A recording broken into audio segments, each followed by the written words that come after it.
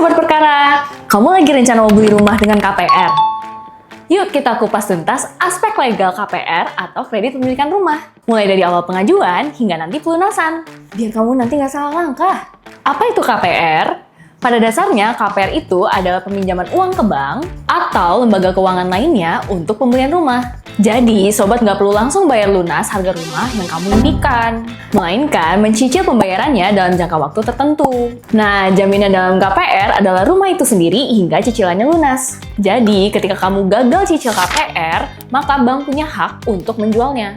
Keuntungan versus kekurangan KPR. Jadi, ada beberapa keuntungan yang bisa kamu dapatkan dari KPR. Pertama, kamu bisa punya rumah tanpa nunggu uang tunai jadi segunung. Perlu diingat sobat, harga tanah setiap tahunnya pasti akan naik.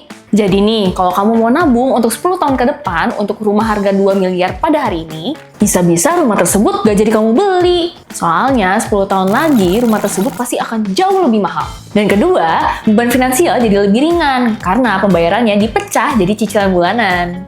Tapi jangan cuma lihat keuntungannya aja ya.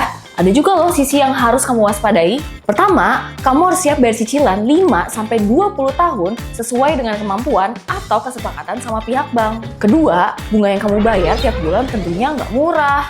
Total bunga yang kamu bayar bisa sampai seharga rumah itu sendiri loh. Jadi, kamu membayar harga rumah tersebut lebih mahal dari harga aslinya.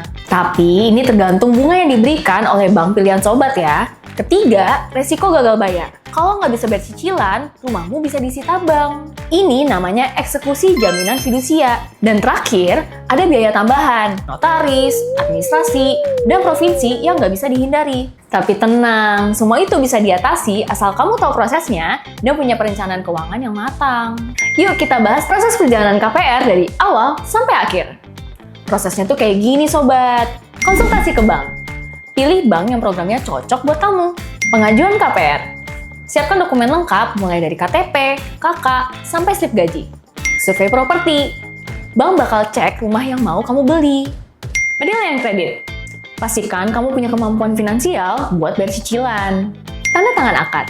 Kalau lolos, waktunya tanda tangan perjanjian kredit. Pro tip, baca dulu dokumen akadnya sampai habis. Pencairan dana. Bank transfer uang ke penjual rumah. Bayar cicilan. Ini tugas kamu setiap bulan. Jangan telat, karena ada denda yang tertera di perjanjian. Pelunasan. Setelah lunas, bank kasih surat bukti lunas. Ajukan Roya. Ini penting. Roya adalah proses hukum buat hapus hak tanggungan bank dari sertifikat rumah kamu. Kalau nggak diurus, status rumah kamu masih jadi jaminan bank loh. Gimana sobat perkara? Udah lebih paham tentang KPR kan? Ingat, selain soal uang, ini juga soal paham hak dan kewajiban kamu secara hukum. Jangan ragu konsultasi sama notaris atau ahli hukum kalau butuh bantuan ya. By the way nih, perkara bisa jadi andalan kamu saat kamu ingin konsultasi mengenai KPR loh. Langsung aja konsultasi sama advokat di aplikasi Perkara. Kalau video ini bermanfaat, subscribe channel Perkara, like, komen, dan share ke teman-teman kamu yang mau ambil KPR ya.